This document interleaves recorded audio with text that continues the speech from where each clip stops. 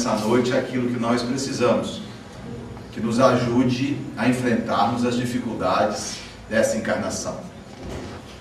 À guisa de introdução, eu gostaria de narrar para os amigos uma experiência pessoal que eu vivenciei há mais de 20 anos e que marcou-me de forma definitiva.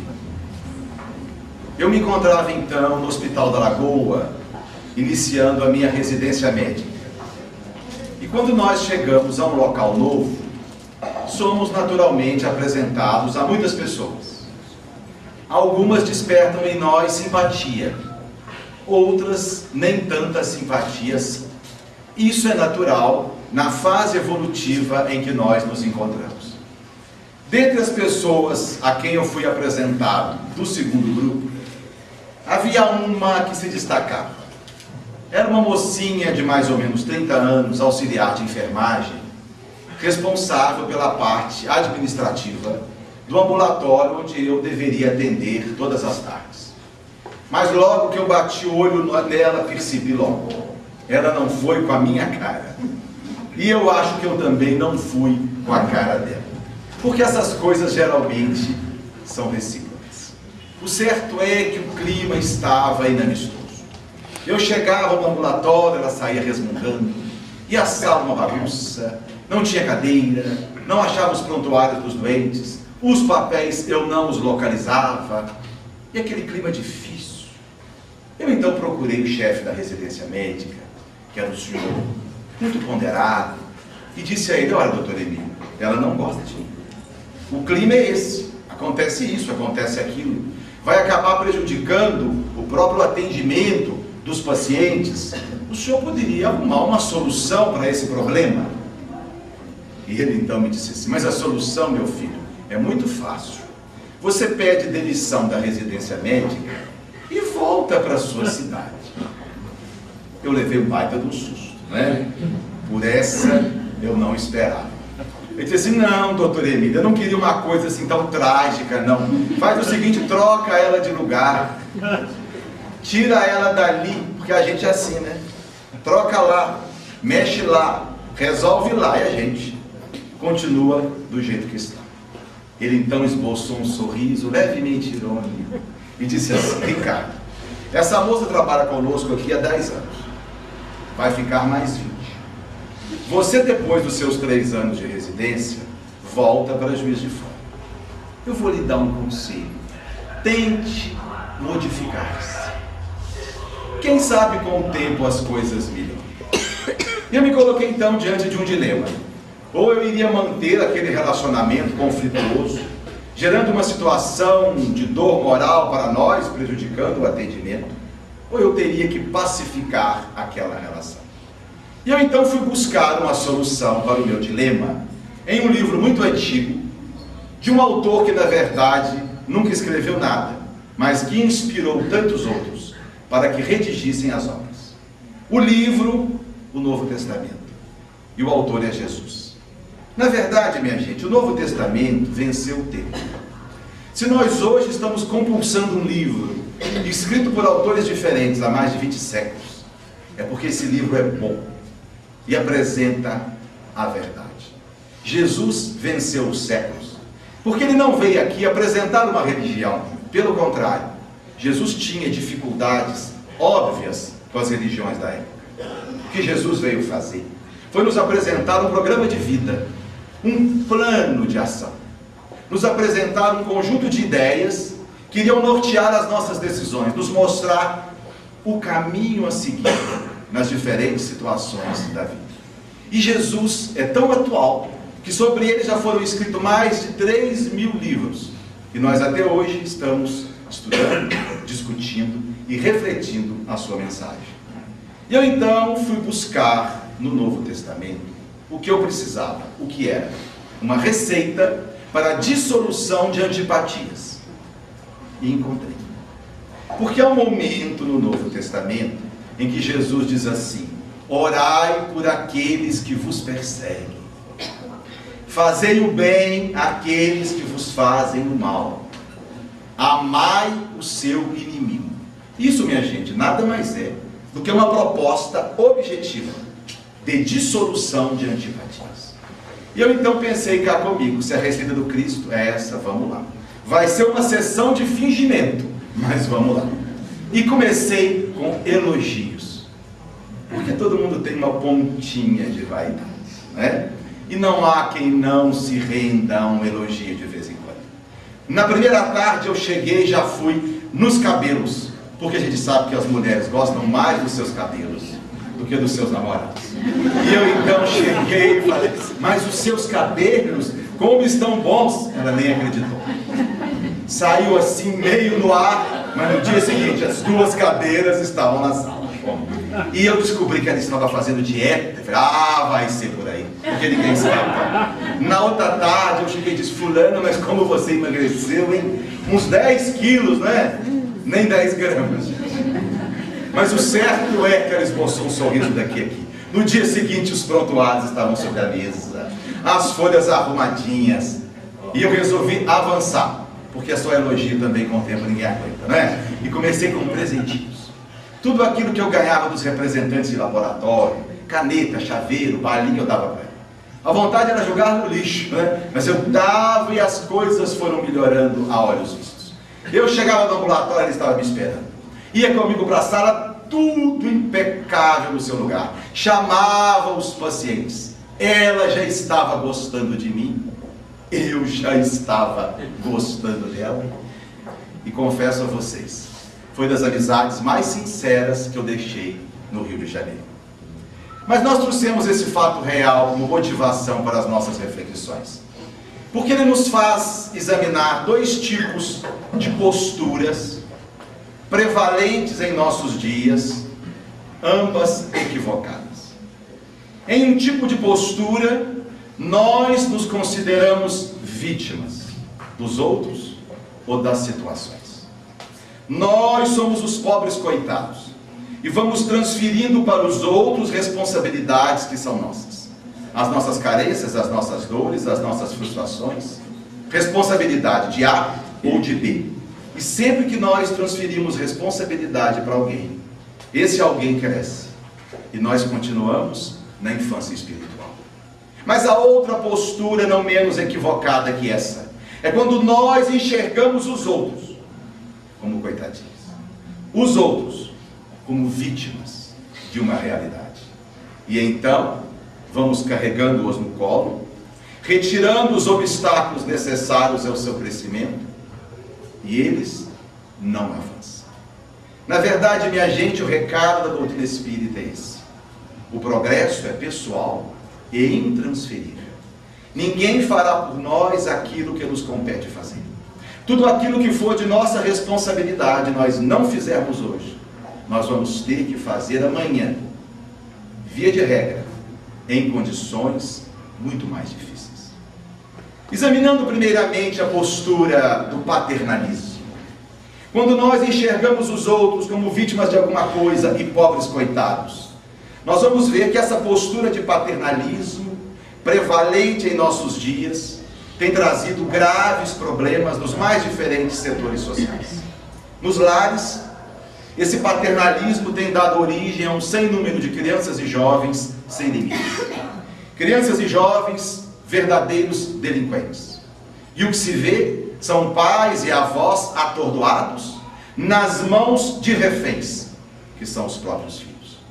Conversem com qualquer professor de ensino básico que tenha mais de 20 anos de magistério. Todos dizem a mesma coisa. Ninguém segura essas crianças. Como as coisas pioraram. Onde isso vai parar? Não há limite. Os pais não ajudam. Reflexo dessa postura paternalista. E é o que se vê aí. Crianças de 11, 12 anos que vão a festinhas onde rola de tudo. E onde estão os pais? Adolescentezinhos que dirigem bêbados, matando, morrendo. E onde estão os pais? Quase crianças que vão passar finais de semana inteiro na casa de não se sabe quem, não se sabe fazendo o quê, drogando-se, fazendo sexo precocemente. E onde estão os pais? Pais bonzinhos, minha gente, são tão prejudiciais quanto pais autoritários. Quem ama vigia, fiscaliza, acompanha, assessora, se informa, diz sim quando possível, mas diz não quando necessário. ou pais excessivamente espertos, que vão passando para os filhos uma mentalidade de que tudo pode, de que temos que aprender a nos beneficiarmos aqui ou acolá, criando uma geração de pessoas que só se preocupam com isso, benefício próprio, levar vantagem. Certa feita eu ia com os meus 2 filhos para o estádio municipal, onde haveria uma partida de futebol. E era a fase final do Campeonato Mineiro. E nessa oportunidade, o trânsito é desviado, de tal forma que nós não podemos deixar o carro diante do portão principal. Eu então ia no meu carro com os meus filhos e à frente uma pessoa muito conhecida na cidade, também com seus 2 filhos. E ele parou o carro onde estava o policial desviando o trânsito. E eu percebi que estava atrás, ele abriu o vidro, voltou-se para o guarda e disse assim: olha, eu vou pedir o senhor para entrar por aqui, mas eu não vou ao campo não, eu vou a um churrasco, na casa de um amigo, meu amigo é vizinho do estádio, então só pode deixar eu entrar porque eu vou, é nesse churrasco. E o policial acreditou, franqueou-lhe o acesso, e ele então deixou o automóvel em frente do portão principal onde não podia, e foi com os filhos assistir o jogo. Alguém dirá assim, mas uma coisa boba, sem maior importância, não prejudicou ninguém, exceto os próprios filhos, pelo péssimo exemplo de cidadania que deu naquele momento. Porque se ali estão espíritos da mesma evolução que o pai ou inferiores, o sinal está dado. O recado para o inconsciente profundo, a gente tem que ser esperto. Uma mentirinha aqui, uma mentirinha acolá. O mundo é dos vivos, criando uma sociedade de pessoas que não conhecem a lei do esforço. Porque nesse país, minha gente, só se pensa nisso, em direitos. Eu quero os meus direitos, deveres é para os outros, obrigações é para os outros. Esse paternalismo vamos ver nas próprias relações sociais. Pessoas absolutamente acomodadas, que só se preocupam com isso, se beneficiar de alguma forma. Outro dia eu estava no consultório, quando entrou uma mocinha de 30 e poucos anos. Ela estava com uma artrite de cotovelo. Eu já vinha cuidando dela há algum tempo, ela já tinha obtido alguma melhora, mas tínhamos ainda muita coisa para fazer. Ao término da consulta, ela virou e disse assim: doutor Ricardo, o senhor podia me dar aí uma declaração, porque eu vou tentar a minha aposentadoria. Afinal, eu sou passadeira, esse cotovelo não melhora, eu tenho um advogado, meu amigo, ele me disse: não, pega um atestado com seu médico, eu te aposento por invalidez. E eu levei um susto, porque ela tem menos de 35 anos. Espera, mas você acha que você é uma inválida? Por causa de uma junta? Nós temos mais de 200 juntas no corpo. Você vai se aposentar por causa de uma? Você acha que você é uma pessoa que não tem mais condição de se manter? Você acha justo que pessoas que trabalham nesse país de sol a sol passem a sustentar você? Mas é uma cultura de favorecimento. Talvez vocês não saibam. O número de pessoas que já estão afastados para tratamento de saúde pelo INSS no Brasil triplicou em 10 anos. Como se tivesse acontecido uma tragédia médica aqui, né? Uma gripe espanhola, a peste bubônica, alguma coisa assim. Não ouvi nada. Simplesmente esperteza de uns, paternalismo de outros, levando a uma situação de graves consequências sociais.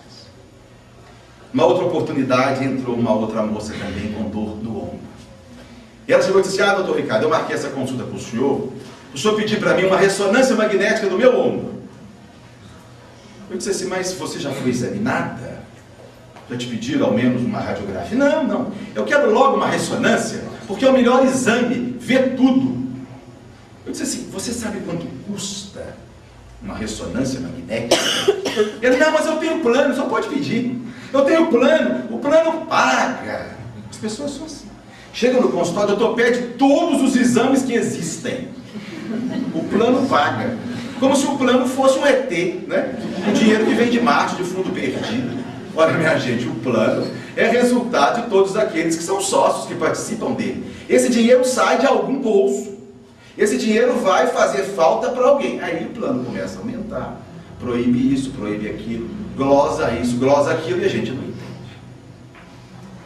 Nos centros espíritas, nos órgãos governamentais, em ONGs, nas religiões, esse paternalismo tem sido muito prejudicial, gerando aí uma cultura de indivíduos que não se esforçam, que não assumem as próprias responsabilidades, sempre se encostando aqui, se encostando acolá, sendo os espíritas que só se preocupam com isso, atender às necessidades materiais. E o que se vê, caridade por atacado. Filas e mais filas de gente, e recebem tanta coisa que nem conseguem carregar. E a gente pergunta, mais o quê? Mais o que esses tempos estão oferecendo? Os vicentinos, minha gente, com todo respeito, sempre fizeram isso. Resolveram o problema da miséria nesse país. Certa feita eu fui num centro espírita que eu fiquei horrorizado. Me apresentaram uma mocinha de 16 anos grávida. Me disseram, é assistida nossa. A mãe é, a avó é. Eu fiquei assim, meu Deus. Esse centro espírita está assistindo a 3 gerações. Teve 3 gerações para mudar a história dessas pessoas e não. A avó era a filha e a neta. Está lá para receber a sua cesta básica e a vida não muda e as coisas não melhoram. Minha gente, os senhores de escravo faziam isso para os seus escravos. Na cidade de Atenas, capital da Grécia, existiam 40 mil cidadãos livres e 250 mil escravos. Nunca um escravo morreu de fome, nem de frio. Tinha onde morar. É isso que nós temos que fazer para as pessoas. O que os senhores faziam para os seus escravos, ou o nosso compromisso é muito maior.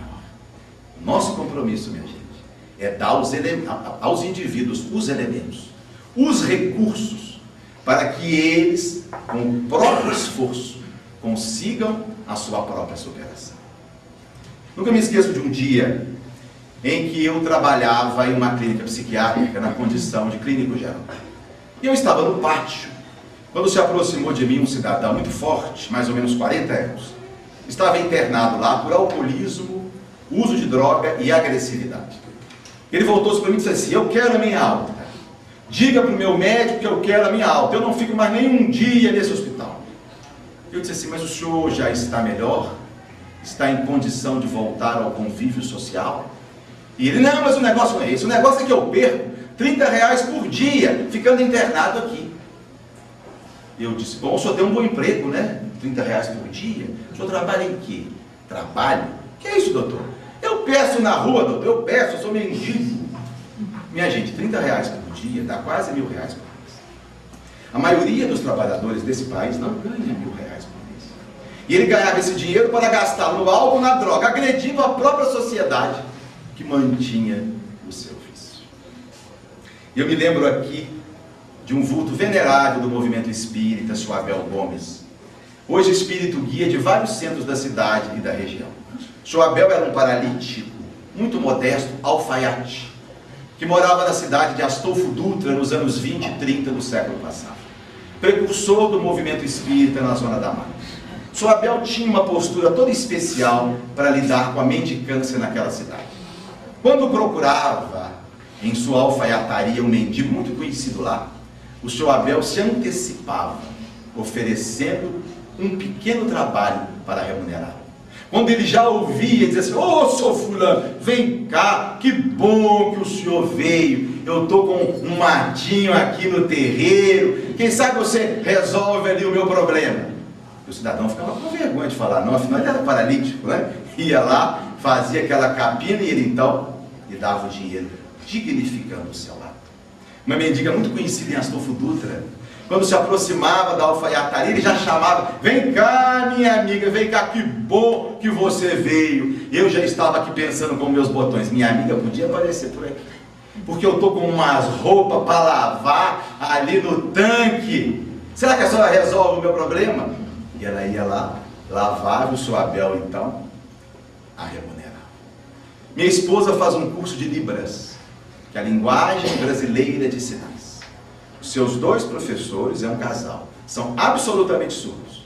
Fizeram um curso superior, lecionam e vivem com dignidade. E dizem aos próprios alunos, não deem esmola para surdo. Surdo em Juiz de Fora tem todos os recursos para manter-se a si mesmo. A gente fica com pena. Aí, coitadinho, é deficiente. Deficiente, todos nós somos. Uns mais, outros menos. Uns em uma área, outros em outra área. O que o deficiente precisa não é de pena, é de respeito e oportunidade para desenvolver as suas próprias potencialidades. Há um pensamento de Chico Xavier que é pouco conhecido. Chico disse assim, olhem só, ser bonzinho é muito fácil. O difícil é ser justo. O difícil é ser justo. Eu tenho uma paciente que sempre que ela ia à consulta, ela me queixava do relacionamento com o marido. Segundo ela, o marido estava há 4 anos desempregado. E aquela história, homem à toa em casa, não há quem aguente, né? E foram passando-se os meses, a relação esfriando, ela me dizia, doutor, não dá, até que ele é bom pai, é uma pessoa educada, mas o dia inteiro não se move, não vai para frente, ela sozinha trabalhando, já tinha perdido o plano de saúde, uma filha adolescente, até que certa feita ela chegou à consulta e me disse, não aguentei mais. Pediu o divórcio, mandei ele embora, não dá mais. E chorou, sentia hora arrependida, hora não, e eu aguentei firme, não falei nada. 3 meses depois, volta para uma nova consulta. Um batonzinho assim, né, para disfarçar a feiura, né? E eu cá na minha inferioridade, já pensei, tá com outro namorado. E dei o meu toque. Ela virou e disse assim, Ricardo, nem te conto. Pois é, mandei ele embora, não é? Foi para a casa da mãe. Com menos de 15 dias, a família deu um jeito, ele foi à luta, arrumou um emprego, está trabalhando, aí eu resolvi aceitar ele de volta. Mas essa postura, minha gente, de paternalismo é equivocada. Não menos equivocada é a postura de vitimização. Aqui somos nós é que somos os coitadinhos. Os nossos problemas vêm de lá. A responsabilidade dos nossos transtornos vem de acolá. E sempre que nós fazemos isso, nós não crescemos. Continuamos na inércia espiritual. O Dr. Ivo Pitangui conta um fato dos mais impressionantes. Ele estava certa feita em seu consultório no Rio, quando chegou para ele atender uma moça de 25 anos. Bonita, forte, morena, veio acompanhada do pai, um rico comerciante da Índia. E a história era a seguinte, ela tinha uma ferida no abdômen, que não cicatrizava de jeito nenhum. Já tinha submetido a cirurgias dos 3 maiores centros de cirurgia plástica do mundo, Hong Kong, Londres e Nova York. A cirurgia era um sucesso, mas uma semana depois abria, voltava a sangrar, e ninguém sabia explicar a situação. E o pai então disse, doutor Ivo, o senhor é a minha última esperança. Eu venho da Índia, porque me disseram que o senhor é o maior cirurgião plástico do mundo, cure minha filha, pelo amor de Deus. Ele examinou a ferida, uma coisa à toa, e pensou, mas não é possível, por que até hoje não resolveu? Mas já que estava ali, resolveu também operá-la. Internou em sua clínica, fez a cirurgia, muito simples, deu alta no 2º dia, pedindo que voltasse em 1 semana para a revisão. 1 semana depois ela volta com a ferida aberta, sangra. Aí ele tem uma intuição, porque uma coisa chamava a atenção. O pai, desesperado com a situação, mas a mocinha parecia até achar graça daquilo. E ele já havia visto o caso de pessoas que se automutilavam por interesses diversos. Resolveu reoperá-la, só que não daria alta. Ela ficaria 1 semana internada, sendo filmada sem que soubesse.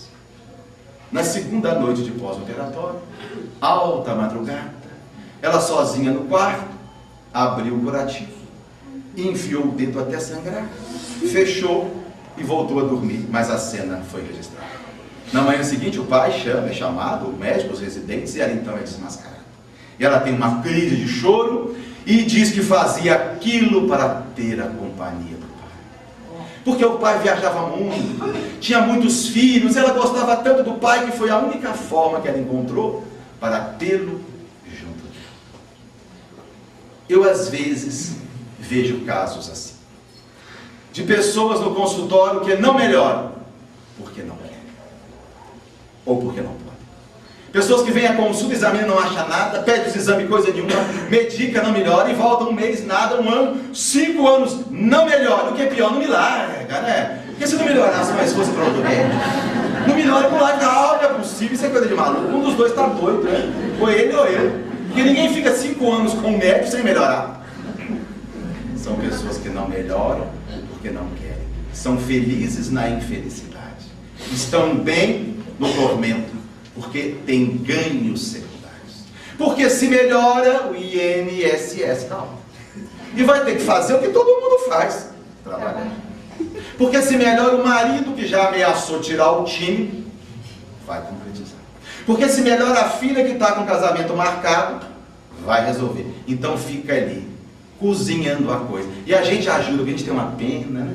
Coitadinho, sofre de coluna há 20 anos. Meu Deus, vai reencarnar com problema de coluna, não é? Não, e essa aqui não incomoda, ela não sofre dos nervos, toma Lexotan. Você não incomoda ela não, né? Não, esse aqui você não perde nada, não tem pressão alta, não perde nada não, é? E aí aquela história, defunto que encontra, quem carrega se balança.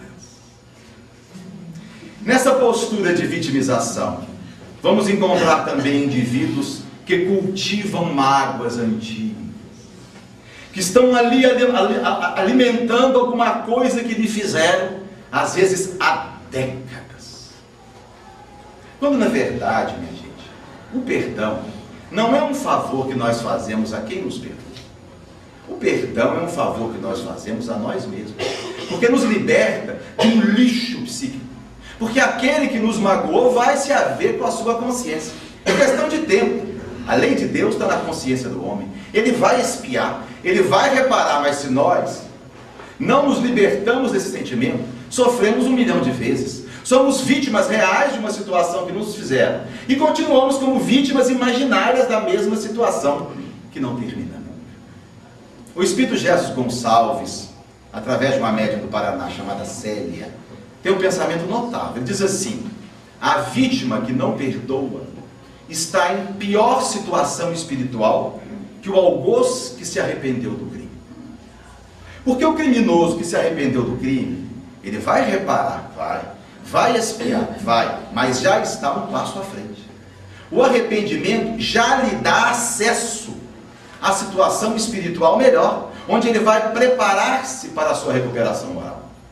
A vítima que não perdoa está atrás, está na retaguarda, está cristalizada no passado, está ligada a espíritos que pensam da mesma forma e não avança, e não progride. Há um estudo psicológico que eu acho fantástico, de um personagem do Velho Testamento, José do Egito. Segundo o texto bíblico, José tinha 17 anos, quando foi vendido covardemente pelos 11 irmãos para mercadores egípcios. E a gente imagina um rapazinho de 17 anos, que tinha o carinho dos pais, os amigos na doce Palestina, de repente é julgado como escravo numa terra estranha. E durante 20 anos, José cresceu, sonhando com a oportunidade de dar o troco, de reencontrar os irmãos covardes e fazer com que eles sofressem ceitil por ceitil. Mas José tinha dons mediúnicos, sonhos proféticos. E graças aos seus sonhos, cresceu aos olhos do faraó, chegando à posição de primeiro-ministro do império. Passam-se 20 anos. Diz o texto bíblico que vem a fome na terra de Canaã, e os 11 filhos de Jacó vêm ao Egito mendigar grãos para matar a fome de sua gente. Quem vai atendê-los? José, o primeiro-ministro. José os reconhece, mas eles não reconhecem o irmão. E naquele momento ele vê diante de si a oportunidade esperada há 20 anos de dar o troco. E ele começa então a mentalizar o que fará, como será a desforra, como vai agir. Só que ele percebe que esses pensamentos lhe fazem mal. Ele percebe que essas ideias lhe trazem uma ansiedade, uma apreensão, um medo interior, porque ele percebe que se ele fizer aquilo, ele vai se igualar a eles. Será tão mal quanto os próprios irmãos.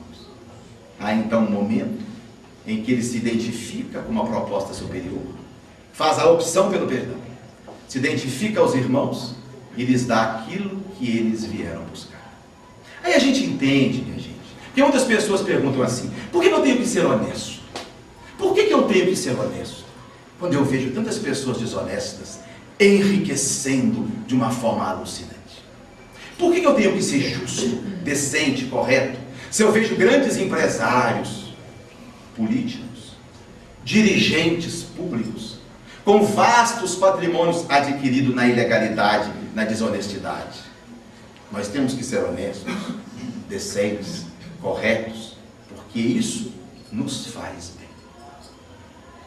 Os amigos, não pensem que essas pessoas que enriqueceram na desonestidade, na ilegalidade, na exploração, no desvio do dinheiro público, são pessoas felizes. Não são. São pessoas atormentadas. Na condição de médico, vez ou outra, eu atendo pessoas assim. Grandes empresários famosos na cidade, que cresceram explorando, mentindo, roubando. Políticos, alguns notáveis, que adquiriram tudo o que tem na ilegalidade. Meus amigos, são pessoas atormentadas. Só dormem com hipnóticos, tomam ansiolíticos o dia inteiro, precisam de medicamento para fazer sexo, que os animais fazem espontaneamente, necessitam de remédio para fazer sexo, têm pesadelos pavorosos, morrem de medo de um monte de coisa, alguns vivem cercados de segurança. É isso que nós queremos para a nossa vida? Esse é o tipo de pessoas que nós queremos ser? Porque, na verdade, nós somos pessoas criadas para o bem. Nós somos filhos de Deus. A nossa origem é a luz. Nós trazemos dentro de nós o mapa da perfectibilidade, questão 621 de O Livro dos Espíritos. As leis de Deus estão escritas na consciência humana. Nosso corpo sabe disso. Nosso corpo sabe que nós temos que ser pessoas éticas. O que são as doenças? As doenças são respostas do nosso corpo a atitudes nossas equivocadas. Se eu fumo demasiadamente, meus pulmões se rebelam contra mim e vem o enfisema pulmonar. Se eu me alimento de forma equivocada ou sou sedentário, as células do pâncreas se revoltam, fazem greve, param de produzir insulina e vem o diabetes mellitus tipo 2. Se eu me torno amigo íntimo dos aperitivos, todo o aparelho digestório se revolta contra mim e vem uma série de doenças inerentes a isso. Nosso corpo sabe que nós precisamos ser éticos. Nosso cérebro também sabe. E hoje neurocientistas estão afirmando de público, neurocientistas sem vínculos religiosos, fazer o bem para os outros é muito bom para quem o faz. Porque eles já verificaram que o nosso cérebro foi programado para a generosidade. E isso vem desde os mamíferos inferiores. Olhem só a experiência que fizeram. Pegaram 5 macaquinhos rezos e treinaram esses macacos para puxar uma cordinha que lhes oferecia alimento. Quando eles estavam bem treinados, pegaram um 6º macaco, amarraram aquela cordinha, é um sistema elétrico, de tal forma que se puxassem a cordinha, o 6º macaco levava uma descarga dolorosa. Eles passaram a acompanhar os macaquinhos. Dos 5, 3 deles descobriram uma outra forma de pegar alimento, em menor quantidade, mas que não precisasse puxar a cordinha. O 4º macaquinho ficou 5 dias sem comer. E o 5º, 12 dias sem se alimentar, para não ter que puxar a cordinha, para não atingir o macaco que lá está. A psicologia sabe, crianças desde o nascimento choram quando ouvem outras crianças chorar, mas raramente choram quando ouvem a gravação do próprio choro. Depois de 16 meses de idade, as crianças se movimentam no sentido de ajudar, de socorrer o bebezinho que chora próximo dela. Porque nós fomos estruturados para sermos bons. E hoje a ciência já descobriu a substância que o nosso cérebro produz, que traz saúde para quem é bom. Chama-se ocitocina. Nós já conhecíamos a ocitocina da fisiologia da mulher, porque ela age na contração do útero e na produção do leite. Mas nós não sabíamos que a ocitocina, ao ser produzida pelo hipotálamo no nosso próprio cérebro, faz 2 coisas. Inibe o sistema nervoso simpático, diminuindo a produção de adrenalina. Segundo, inibe a produção de cortisol pelas glândulas suprarrenais. Qual a consequência disso? Menos trabalho para o coração, dilatação dos vasos sanguíneos com queda da pressão arterial, relaxamento muscular, diminuição da tensão, sensação de bem-estar. Tudo o que nós precisamos para viver bem e melhor. E o que faz o hipotálamo encher o nosso cérebro de ocitocina? Já se sabe. O bem, a generosidade, a ação positiva em direção do próximo. E os estudos a esse respeito têm sido cada vez mais revolucionários. Hoje nós já sabemos, por exemplo, pessoas internadas que recebem um número maior de visita saem mais cedo do hospital do que aquelas que recebem um número menor. Pessoas que vão se consultar com acompanhantes têm mais chance de melhorar do que aquelas que vão consultar sozinhas. Eu tenho uns pacientes meus que eu acho que leram isso. Porque eles vão consultar, levar a família inteira. Outro dia eu atendi uma doninha com 5 acompanhantes, né? E todo mundo querendo ajudar, falando ao mesmo tempo. Perguntaram a 1000 homens casados, portadores de angina do peito: sua esposa demonstra afeto por você? Anotaram o resultado e passaram a acompanhá-los. Depois de um tempo verificaram que aqueles que a essa indagação disseram sim, minha esposa demonstra afeto por mim, tiveram um número de episódios de dor no peito muito menor do que aqueles do grupo 2. No ano de 1950, pesquisadores da Universidade de Harvard iniciaram um trabalho revolucionário. Eles pegaram 150 jovens recém-formados e deram um questionário para eles preencherem, que falava sobre o relacionamento deles com os pais. Como era o relacionamento? Frio, amistoso, difícil, problemático. Guardaram esses questionários por 35 anos. Depois desse período, foram buscar no território americano os 150 recém-formados da turma de 50, de Harvard, e o dividiram em 2 grupos. No primeiro grupo, aqueles que haviam dito 35 anos antes que tinham com os pais um relacionamento muito bom, afetuoso, sincero. 40% dos cidadãos desse grupo tinham doenças catalogadas pelos pesquisadores. E o segundo grupo, aqueles que 35 anos antes haviam dito que tinham com os pais um relacionamento muito difícil. 90%. Mais de o dobro tinham as mesmas doenças. Comprovando, minha gente, que não existe nenhum fator conhecido pela medicina tão prejudicial, nem cigarro, nem obesidade, nem colesterol, nem genética, tão prejudicial quanto esse: desamor, desentendimento, conflitos sociais. Hoje, nós podemos afirmar, embasado pela ciência oficial, fazer o bem é muito bom, em todos os sentidos. O mal, minha gente, é desvio da rota. Mal é doença moral do espírito, que deve ser tratado. Tratado, às vezes, com prisão, porque para casos muito graves, a caridade número 1 é a cadeia, para que ele não se comprometa mais, mas uma prisão que lhe dê dignidade. Oportunidade de instrução, de educação, de reparação, para devolver à sociedade de forma positiva aquilo que ele sacou dela de forma negativa. Maldade, às vezes, é resultado da ignorância, da pressa, da irreflexão, do despreparo, do destempero, do descuido. Maldade, às vezes, é resultado das paixões. Quantas pessoas perdem uma encarnação? Ou se comprometem por várias, porque se deixam levar pelas paixões, por sentimentos neuróticos, obsessivos por outras pessoas, por coisas, por instituições, por um idealismo que às vezes não tem nenhum sentido. Eu tinha um colega na época de juventude, que ele era muito estranho, porque ele era uma pessoa que não brigava por coisa nenhuma, não tinha opções de contenda e de disputa. Eu achava ele muito estranho, porque eu sou de uma família de italianos que brigam por qualquer coisa. A minha família é assim.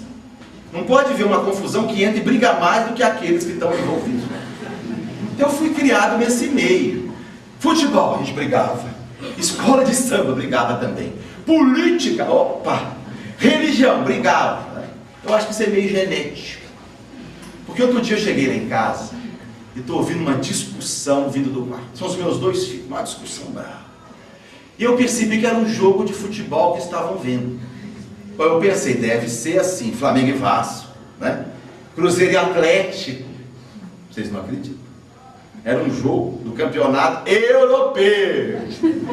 Mas eu então fui criado nesse meio. E esse meu amigo era assim. Futebol não gostava. Escola de samba não queria nem saber. Política também não tinha partido. Religião tinha a sua, mas não discutia com ninguém. E eu achava muito esquisito. Passaram-se os anos.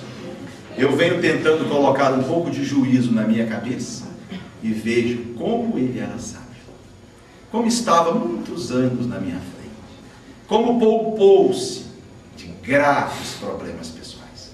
Porque o grande problema nosso, minha gente, é esse. Nós queremos ter razão em tudo. Brigamos porque queremos ter razão. Humilhamos porque queremos ter razão. Matamos, morremos porque queremos ter razão.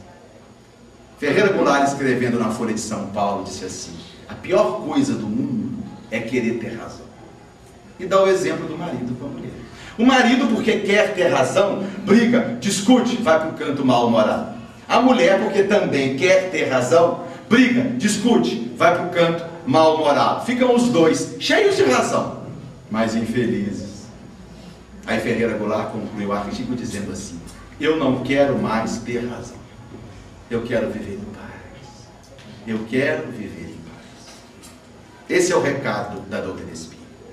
Vale a pena sermos pessoas honestas. Vale a pena sermos pessoas decentes. Não importa o que os outros façam. Conta o que nós fazemos. Vale a pena sermos pessoas generosas. Na cidade de Uberaba, uma senhora que havia perdido os 2 filhos em um acidente de carro, vai de São Paulo para procurar Chico. Chega cedinho para pegar uma senha, mas outras haviam chegado antes dela, e ela não consegue a sua.